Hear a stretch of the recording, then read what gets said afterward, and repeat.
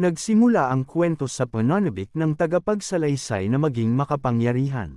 Sinabi niya na lagi niyang pinangarap na maging sapat na makapangyarihan upang masakop ang Myrm. Mayroong isang malawak na desyerto na arena na puno ng mga bangkay na nakahandusay sa paligid maliban sa dalawang buhay na individual.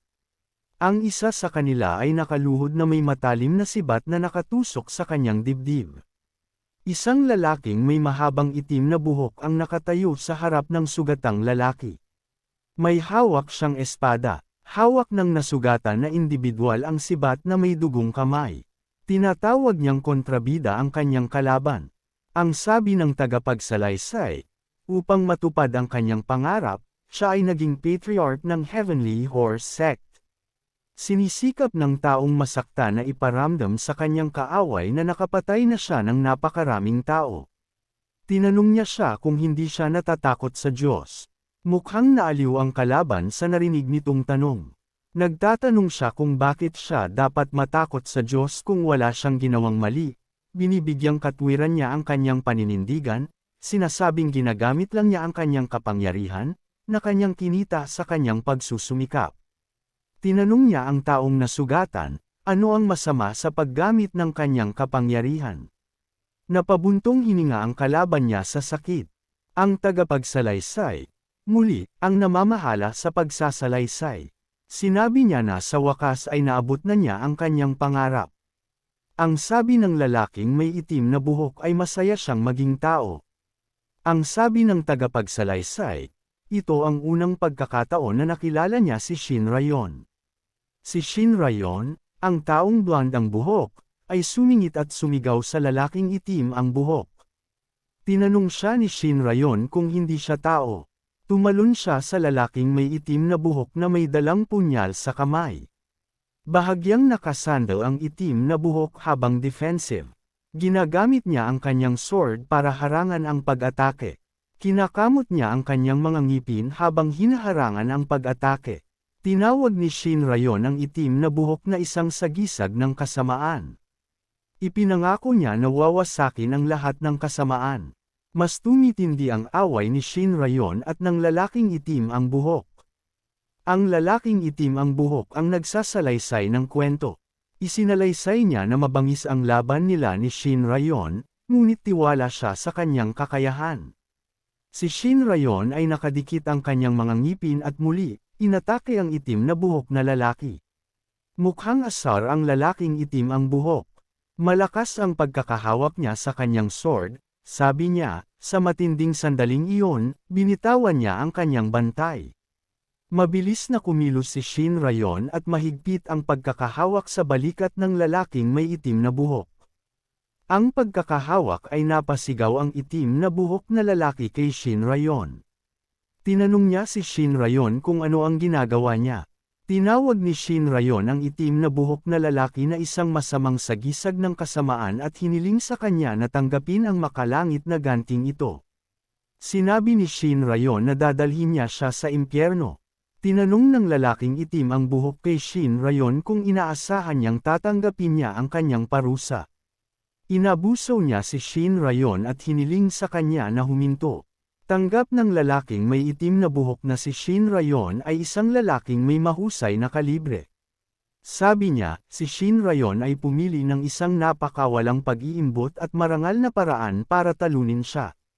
Nagpasya si Shin Rayon na magpakamatay kasama ang kanyang kalaban. Ang eksena ay lumipat sa isang mabundok na setting. Ang buong lugar ay natatakpan ng puting ilaw. May domed light structure sa gitna mismo ng mga bundok. Sinabi ng lalaking may itim na buhok na hindi siya maaaring sumuko sa kanyang pangarap. Palaipat-lipat na naman ang eksena. Ang lugar ay naliwanagan sa liwanag ng buwan. May sumigaw na umatake. Isang grupo ng mga tao ang tumatakbo patungo sa isang lugar na may matalim na punyal sa kanilang mga kamay. Sinabi ng lalaking may itim na buhok na pinangarap niyang masakop ang Yuren kahit noong siya ay muling magkatawang tao bilang sagisag ng kasamaan. Nakatayo siya sa gitna ng kaguluhan habang nakahalukip-kap ang mga braso sa harap niya. Mukha siyang ultimate embodiment of power. Ang kanyang buhok at damit ay kumikislap at nakadagdag sa kamahalan ng kanyang aura. Makikita sa kanyang body language ang kanyang kumpiyansa, kahit natatakpan ng buhok ang kanyang mga mata, napagpasyahan niyang hindi niya hahayaang magdusa ng ganito. Ipinahayag niya na siya, ang patriarch ng Heavenly Sect, ay sumulong ng isang hakbang tungo sa pagiging Diyos. Sa likuran, may isang mandurumog na may balak na pumatay ng tao. Ang patriarch ng Heavenly Sect ay nakatayo pa rin sa karamihan. Napansin niyang lumitaw muli si Shin Rayon. Tumatagal si Shin Rayon para lumipad ang mga tao sa paligid niya na parang mga bagay lang. Buo siyang nakatayo, dala ang kanyang sword sa kanyang kamay at ang blonde na buhok na kumikislap sa hangin sa isang heroic pose. Ang sabi ng patriarch ng Heavenly Sect, ang ganap na pinuno ng espada, si Shin Rayon, ay muling hamarang sa daanan sa kanyang harapan. Bahagyang iginalaw ni Shin Rayon ang kanyang ulo para lumingon. Sinabi ng patriarch ng Heavenly Sect na hindi niya hahayaang maulit ang kasaysayan.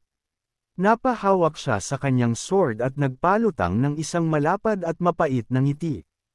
Alam niyang mas naging matatag siya.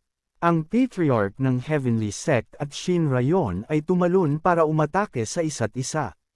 Sinusundan sila ng kanilang malalakas na aura at nag-iiwan ng mga bakas ng asul at pula na kulay. Iniiwan nila ang mga palatandaan ng kanilang labanan sa tuktok ng isang mataas na katok. Ang maliliit na piraso ng mga brick ay nakakalat sa hangin mula sa iba't ibang mga punto ng bubong.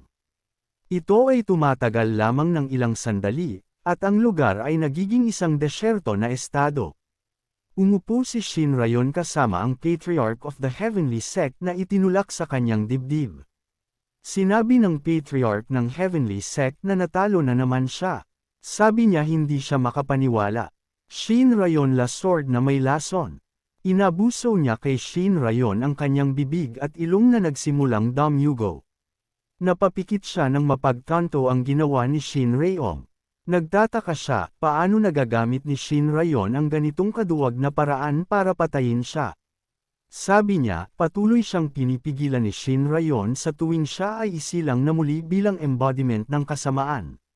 Sabi niya, si Shin Rayon, ang Blood Sect leader, ay nanatiling kilala bilang the Blood God, ang patriarch of the Heavenly Sect, muling nagkatawang tao.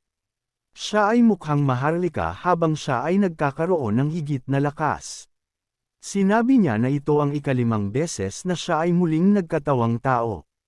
Inihayag niya na pinalawak niya ang kanyang kapangyarihan sa pamamagitan ng pagkuha sa mga lupain simula sa mga hangganan upang maiwasan ang kanyang sarili na maulit ang kanyang mga nakaraang pagkakamali. Dalawang hukbo ang nasa mas matinding labanan. Sinabi ng patriarch ng Heavenly Sect na sinanay niya ang kanyang sarili sa punto ng transcendence upang talunin si Shin Rayon. Nakatayo siya sa gitna ng isang eroplano bilang isang sagisag ng sukdulang lakas. Inabuso ni Shin Rayon ang patriarch ng Heavenly Sect at inatake siya mula sa likuran. Ang patriarch ng Heavenly Sect ay tumalikod upang makita ang kanyang kalaban. Nagtataka siyang makitang muli si Shin Rayon. Inabuso niya si Shin Rayon at sinabing nasusuka siya. Ngayon, mag-aaway na naman ang dalawa. Ang sabi ng patriarch ng Heavenly Sect, sa pagkakataong ito, hindi niya hahayaang mapunta ang mga bagay. Sa paraang gusto ni Shin Rayon. Itinutok ni Shin Rayon ang kanyang sword sa katawan ng patriarch ng Heavenly Sect. Sinubukan ni Shin Rayon na itulak pa ito sa kanyang katawan. Nang mahigpit na hawak ng patriarch ng Heavenly Sect ang talam ng swords, inabuso ni Shin Rayon ang kanyang kalaban. Hiniling ng patriarch ng Heavenly Sect kay Shin Rayon na tanggapin ang kanyang pagkatalo. Tinanong niya si Shin Rayon kung bakit siya nagkakaganito. Ipinaalala niya sa kanya na tapos na ang digmaan. Sinabi ni Shin Rayon na matatapos lamang ang digmaan kapag siya ay tumigil. Mukhang bigo ang patriarch ng Heavenly Sect. Tinanong niya si Shin Rayon kung nakakapagpasaya sa kanya na makasira ng away. Sinasabi niya na iyon ay halos isang sakit sa pag-iisip. Tinanong siya ni Shin Rayon kung sino ang sisira sa kanya, ang sagisag ng kasamaan kung titigil siya. Ang patriarch ng Heavenly Sect ay hinigpitan ang kanyang pagkakahawak sa talam ng swords at ginulo ito. Hinampas niya si Shin Rayon sa kanyang dibdib at inaabuso siya. Hiniling niya kay Shin Rayon na bigyan siya ng pahinga. Sinubukan ni Shin Rayon na tumakbo gamit ang kanyang sirang sword sa kanyang kamay. Hinawakan ng patriarch ng Heavenly Sect si Shin Rayon at itinaas ang kanyang sword para patayin siya. Lumilitaw ang mga bitek sa lupa bilang patriarch ng Heavenly Sect na si Shin Rayon sa lupa. Pagkatapos ay itinutok ng patriarch ng Heavenly Sect ang kanyang sword sa dibdib ni Shin Rayon. Siya ay naglagay ng isang mapait na ngiti sa kanyang mukha at idineklara ang pagtatapos ng labanan sa pagkatalo ni Shin Rayon. Sinabi ni Shin Rayon na pinilit niya itong gamitin. Nakita ng patriarch ng Heavenly Sect ang amoy ng pagkasunog. Pakiramdam niya ay may mali. Hinawakan ni Shin Rayon ang kanyang kalaban. Ang sabi niya, tanging ang sandata ng Diablo ang makapagpapalipad ng kastilyo. Ang sabi niya, ang lugar na ito ay ililibing ng daan-daang talampakan sa ilalim ng Mount Yanmok kapag ginamit niya ang kanyang 1,000 Thunder Strike. Hinigpitan niya ang pagkakahawak sa kanyang kalaban habang nagdesisyon siyang gamitin ang kanyang pinakamalakas na atake para talunin siya. Tinanong ng patriarch ng Heavenly Sect si Shin Rayon kung gusto niyang lumaban hanggang dulo. Shin Rayon asks him, why not? Inaabuso ng patriarch ng Heavenly Sect si Shin Rayon. Gusto niyang umalis sa lugar na ito ng buhay. Tinanong niya si Shin Rayon kung bakit siya nahiga. Hiniling ni Shin Rayon sa patriarch ng Heavenly Sect na tanggapin ng mahinahon ang kanyang kapalaran. Ang patriarch ng Heavenly Sect ay tila hindi handang tanggapin ito. Sigaw niya sa kalaban. Pakiramdam niya ay may nangyayari. Hindi daw siya makapaniwala na mamamatay na naman siya ng ganito. Si Ha Jiangguo ay muling nagkatawang tao ng 6 na beses sa kanyang pananakop sa Merm. Nalipat ang eksena sa isang batang umiiyak. Hawak ng isang dalaga ang batang iyon at iniisip si Yang Wo.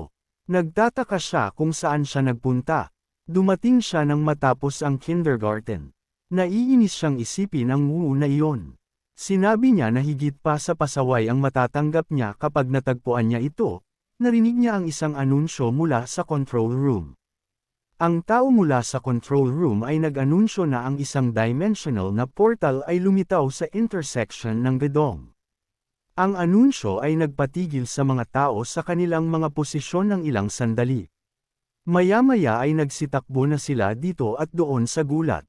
Ang anunsyo ay higit pang nagbubunyag ng isang grade 8 demon na lumabas mula sa portal.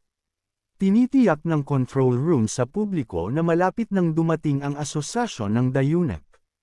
Hinihiling ng control room sa publiko na huwag magpanik at lumikas sa isang kalapit na silungan. Nagsimulang tumakbo ang mga tao para makarating sa kanlungan. Naiisip na naman ng dalaga si Jiangwu. Sabi niya, kailangan niyang hanapin si Jiangwu. Hindi nagtagal, isang napakalaking pagsabog ang nangyari sa isang malaking gusali. Tumingin ang mga tao sa itaas. Sinabi ng isa sa kanila na gumuho ang gusali. Natigilan ang dalaga sa kanyang kinatatayuan. Gumuho ang gusali. Sa isang iglap, isang dambuhalang dragon ang lumitaw doon. Mabangis siyang umungol. Ang ligaw na sigaw ng dragon ay nagdaragdag sa sindek ng sitwasyon. Ang mga apektadong tao ay bumantong hininga sa sakit. Nahihirapang kumapit ang dalaga. Sinabi niya sa nanginginig niyang boses na kailangan niyang mahanap si Yang Wo sa lalong madaling panahon na walan siya ng malay. May dumating na batang lalaki na blonde ang buhok. Tinitingnan siya ng mga tao na may pag-asa sa kanilang mga mata. Kinilala nila siya bilang Dayunek. Ang isa sa kanila ay humiling sa iba na makita na nandyan si Dayunek upang iligtas sila. Ang isa sa kanila ay humiling kay Dayunek na patayin ang demonyo at iligtas sila.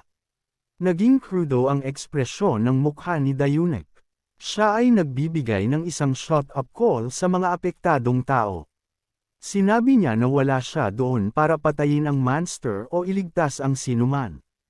Tinitingnan ng mga tao ang mukha ni Dayunek na may mga ostrich at mukha.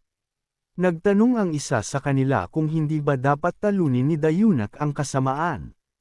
Sabi ni Dayunek, ito ay nakakatawa.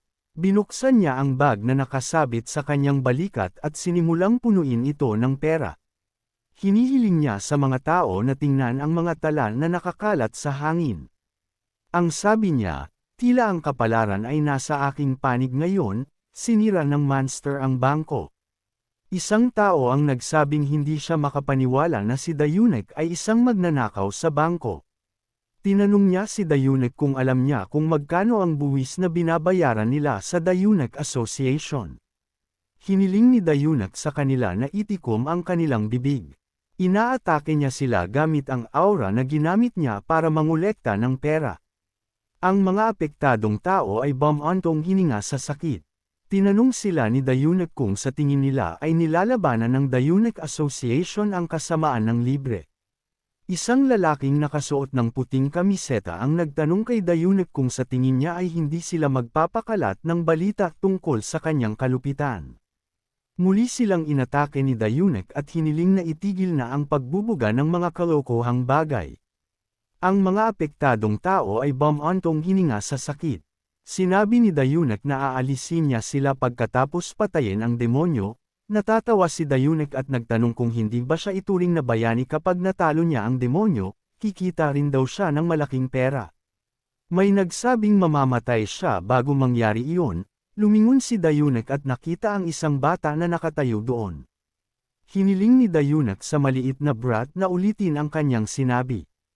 Tinanong niya ang bata kung sa tingin niya ay mamamatay siya sa kamay ng isang grade 8 demon. Sinabi ng bata na ang demon ay hindi isang grade 8 demon.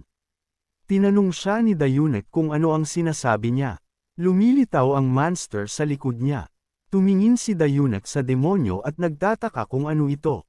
Sabi niya, hindi pwedeng grade 8 demon. Pakiramdam niya ay isa itong grade 6 demon. Samantala, inanunsyo ng control room na isang grade 6 demon ang lumabas mula sa portal. Hiniling ng control room sa mga mamamayan sa downtown Incheon na lisanin kaagad ang lugar. Si Dayunek ay mukhang walang buhay, may mga pasa, sugat at baluktot na katawan.